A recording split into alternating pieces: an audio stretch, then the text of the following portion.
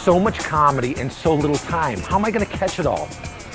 Move quick. Whoa, whoa, whoa, whoa, whoa. I'm walking here, okay? A lot of big names came out of here. Jay Leno, Jerry Seinfeld, Tim Allen. This is our 23rd year, and so we definitely want to be a part of this. It brings people out who might never, think to come to a club, but they hear about the festival. They go, well, let's check this out. And it's just a fun time. Crazy family. I got a cousin who's a crackhead. Always trying to borrow money from me. Yo, cuz, why don't you let me have 20? Because you're a crackhead, that's why. Come on, people, be honest. Loaning a crackhead $20 is like loaning out your good knife to O.J. Simpson. You ain't never gonna see it again. Well, this is the first time doing Chicago, but I've done other festivals, including, festivals in other countries. And it's always a great chance for me to get to see people that I don't normally work with. One of my best friends, she's white. Some of my best friends are white. She was calling time out. I said, where'd you get that from? She goes, Renee, I read it in a book. Experts gave me theories and principles on how to discipline my children. Well, you know what? My mother helped raise 5 kids. She never read a book. She had something like Time Out. It was called Knockout. It was based on the Bertha Hicks principle. See, she theorized that a child would reevaluate his or her negative behavior upon awakening from a state of unconsciousness. You take things for granted being one person. Could you imagine having somebody else connected to you? I'm sorry, that would suck. As much as you could love somebody 7 days a week, 24 hours a day. I mean, I love my brothers. I wouldn't want to share a kidney, a spleen, and a liver with them. 2 Irish guys, 1 liver. That would never work out. Jimmy Suber. Hello. A name to remember, and you did good tonight, don't you think? Yeah, I killed. I blew the roof off the He joint. did. He really did. Grandma's pretty heavily medicated most of the time herself.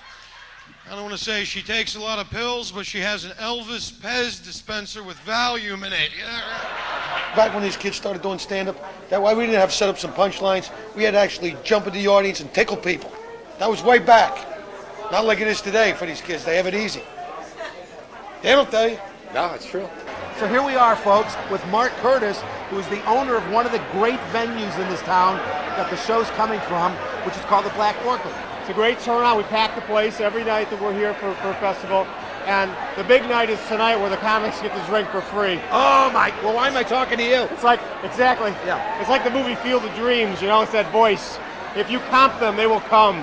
Believe me. That was love being Jewish. We're Jewish. Jews rock. Jews are rocking the comedy fest. So you'll have your person call me. I will have my person call you, and then your person will call my person, and together they will have a conversation. Exactly. Women do not speak the same language as men, have you noticed? Yeah, you got to interpret what they mean. Like if a woman says, we need to talk, that means she wants you to shut up and listen while she tells you what a dumb you are.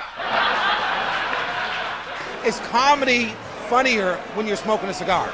I believe so. It's a long tradition. George Burns, Milton Berle, right, yes. all the greats. I like to smoke cigars. My wife hates cigars. She don't let me smoke in the house. I go in the basement with the dog.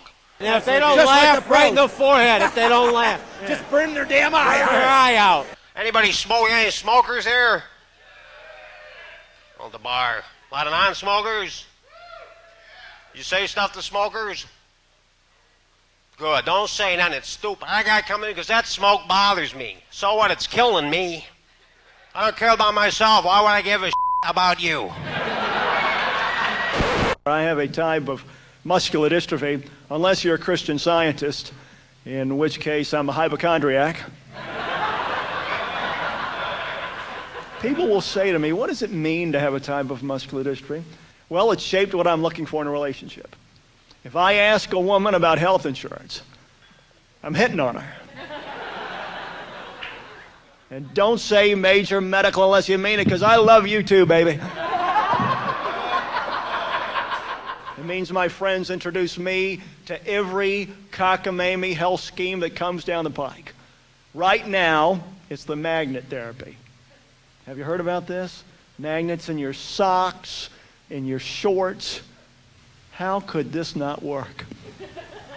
They'll say, would you look at that disabled guy? He is stuck to the refrigerator. Drew Hastings, ladies and gentlemen. I can't wear contact lenses, ladies and gentlemen. I own a pair, I put them in, they hurt like hell because I don't keep them clean.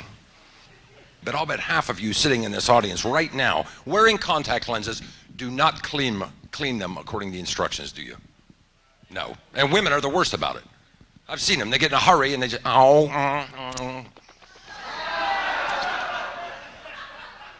So they get that sexy bacterial sheen coming off the cornea.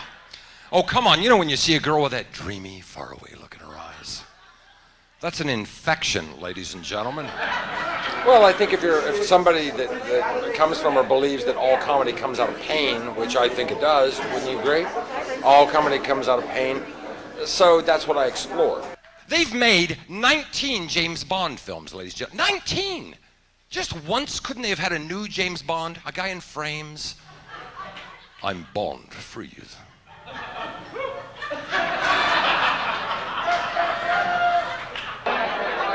So folks, here we are at Zanies. This is one of the premier comedy clubs in the Chicagoland area, and the comedy's over right now, and it's time for the party to start. So people are having a great time here.